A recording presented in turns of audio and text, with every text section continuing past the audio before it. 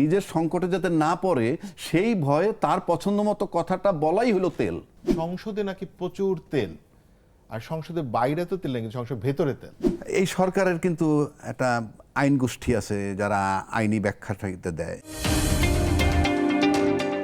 সংসদে নাকি প্রচুর তেল, আর সংসদের বাইরে তো তেল নেই, কিন্তু সংসদের ভেতরে তেল। মানে এইটা আসলে প্রথম আমি যাব অ্যাডভোকেট আবু হেনা রাজ্জাকের কাছে। জি, এই যে সংসদে নাকি অনেক তেল। না, সংসদে তেল তো রূপক অর্থে বলছে কথাটা। হ্যাঁ, মেটাফরিক্যাল একদম। হ্যাঁ, এই জন্য আমি একটু আগে বলছি তেল মানেই সংকট। এখন সংসদে কি সংকট আছে? সংসদের সংকট হলো এই যে সরকারি দল তো সবচেয়ে দায়িত্বশীল, তাদের উপরে লোডটা সবচেয়ে বেশি। মনে করেন এই যে যত কিছু হচ্ছে, এই যে টিকার জন্য অভাবে লোক মারা গেছে, আমরা ইউনূস সরকারকে যতই গালি দিই, এখন লোড তো নিতে হবে এই সরকারকে।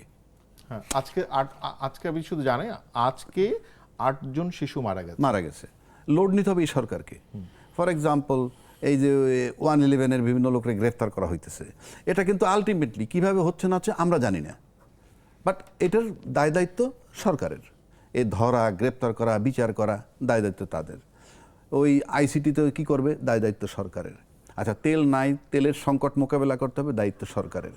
তো এই যে সংকটটা কোথায়, আপনি দেখবেন রিয়েল বক্তব্যটা পাওয়া বা সরকারের পক্ষে সবসময় কঠিন হয়। কেন বলি আমি, ধরেন এই সরকারের কিন্তু একটা আইন গোষ্ঠী আছে যারা আইনি ব্যাখ্যাটা দেয়, যে গণভোট, জুলাই সনদ নিয়ে একটা কথা উঠছে, যেটা তারা বলছিল আমরা গণভোট চাই এবং গণভোটে হাতে ভোট দিবেন, এখন মানছেন না। এইটা বইলা কি যে এটা আইনে নাই, এটা বেআইনি হয়েছে বা সংবিধানে নাই।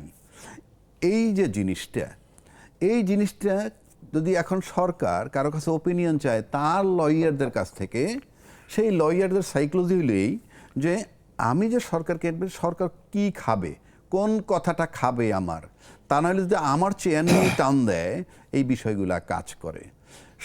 এই সরকার যখন গোয়েন্দা রিপোর্ট চায় কোনো ইস্যুতে, আপনি নিচের থেকে শুনবেন, মনে করেন মাঠ লেভেলে একটা আইসা কথা বললো এই যে মিস্টার এক্স মিস্টার ওয়াইরে হত্যা করবে, উপর দিকে আস্তে আস্তে দেখলো মিস্টার এক্স অন্য এক মিস্টার এ মন্ত্রী তার আত্মীয়, তখন আইসা ওখানে ওই এক্স বাদ হয়ে যাবে, এর একটা ষড়যন্ত্রের গন্ধ পাওয়া যাচ্ছে, একটা খুন হতে পারে, লোকগুলা মাইনাস হয়ে গেল। এই করতে করতে যখন একদম টপের কাছে যাবে, টপ যদি বলে তোমার কাছে রিপোর্ট আসতে আসতে 3 মাস হইল, এখনও সলভ হইল না, এখনও হত্যার ঘটনা রয়ে গেল, মানে তখন এটা বলবে এই রিপোর্ট আসছিল, কোনো প্রবলেম নাই, সলভ।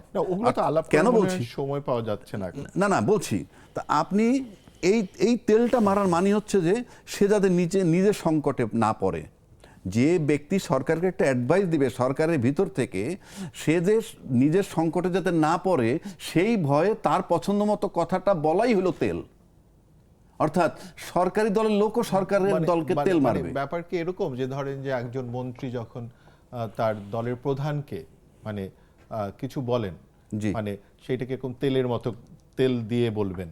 ইয়েস, অর্থাৎ উনি যখন বলবেন তখন চিন্তা করবেন যে আমার প্রধানমন্ত্রী কোনো কারণে যাতে আমার উপরে না খুশি অখুশি না হন, এইটাকে বলে তেল, এবং এতে কিন্তু সরকার সংকটে রয়ে যাবে। আজিব ভাই, আপনি